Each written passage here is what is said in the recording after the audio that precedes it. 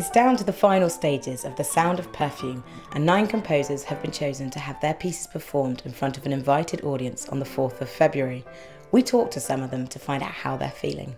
Of course, I was very, very happy because it was completely unexpected. So we've got a little bit of news for you. Oh, what?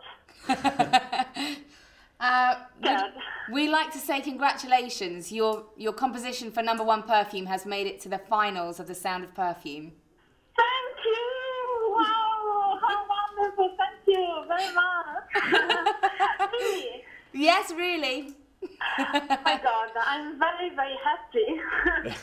Congratulations, Enrica. It was a really interesting experience. I mean, I never write something for a perfume before. So it was a really strange connection and challenging as well.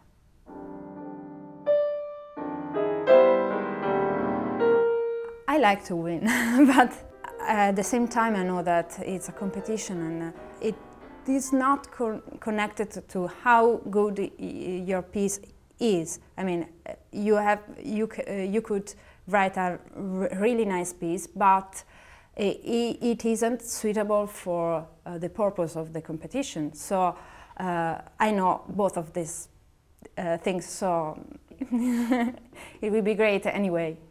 When we were sprayed with X, you know, because I was thinking, okay, let's go with it, just think about it. And when the X came over, I had an immediate visual connection, which was this rush of red. I don't have synesthesia, but at that exact moment in time, there was a huge rush of red, and it was just like in the film The Shining with the blood coming down the corridor. It was like that huge thing of red came towards me. So with that, I had something to go with. We looked at the score together, we discussed bits of it. I said this bit like this bit like this. She was agreeing, disagreeing. She had a lot of input herself, so to be honest, I think she probably made it her own. You have a new set of ears whenever you hear, either when you play one of your things or when you have something played that's in front of your contemporaries and an audience and everyone, because your critical abilities go up immensely, so that's going to be good. I'm looking forward to the night. I mean, I know the setup, but I think whatever happens, it's probably going to be quite surprising. I'm looking forward to hearing everyone else's as well, but I think the overriding feeling about it is just a kind of an anticipation. I was surprised because I know a lot of my colleagues' music and I admire them, but I mean, of course, it's a lot of joy just to think that they actually selected my piece. So it's yeah, it's really good news.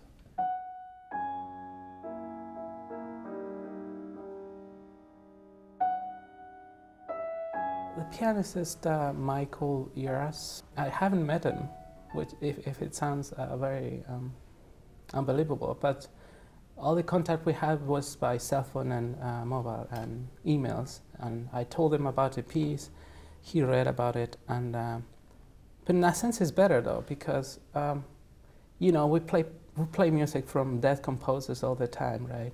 And we really should get all the information from the score and not from the composer. So I don't know how he played it. I mean, I have no idea about his interpretation.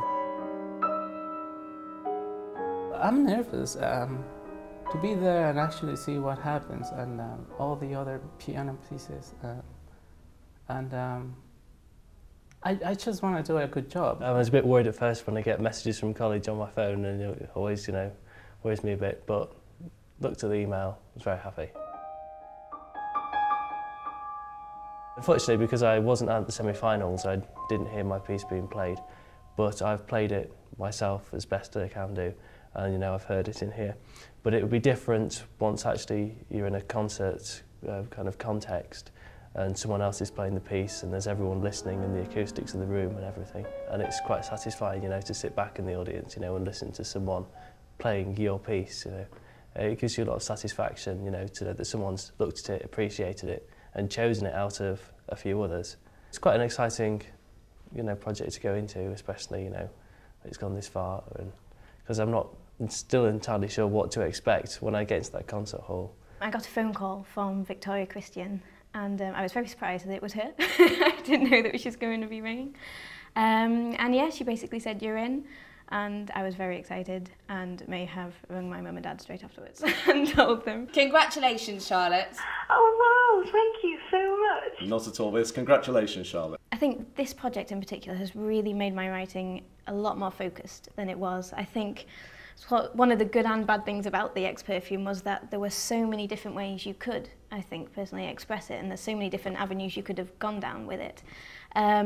So I think it's just been so helpful to kind of have to write a piece that really is focused and that really gets across what I'm trying to sort of say in 5 minutes.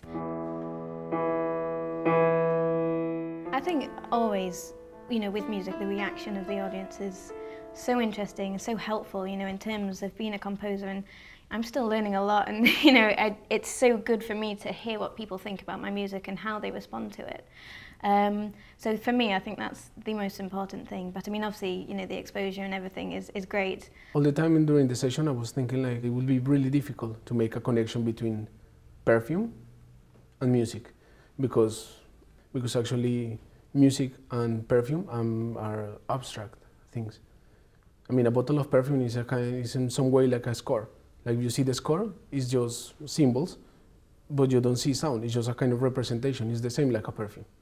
Like you see a bottle of perfume, it's a liquid, but if you don't use it, you don't feel the smell. If you don't play a score, you don't hear music. So I was thinking like it's really difficult to make a connection between two things that are abstract. I want to listen my own music because I think it's really important, and actually in a concert, in a proper concert, because I think that's the most important thing for a composer, that the music that you're working on is performed.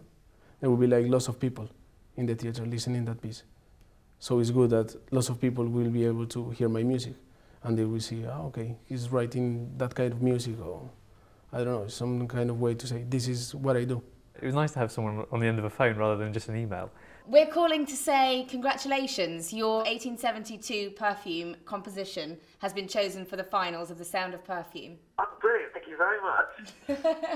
Thank you. Thank you, Piers. Congratulations. I think to a certain extent, I'd thought, well, I've written a piece I like, and if it gets through, then good. And if it doesn't, well, I've written a piece I like.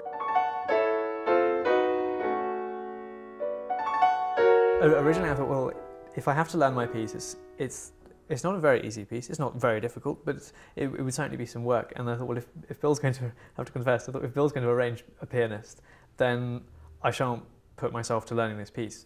And I think actually listening to a lot of the pianists there, I was thinking, goodness, they're much better than I am. And I'm very happy to have had Agnieszka playing my piece.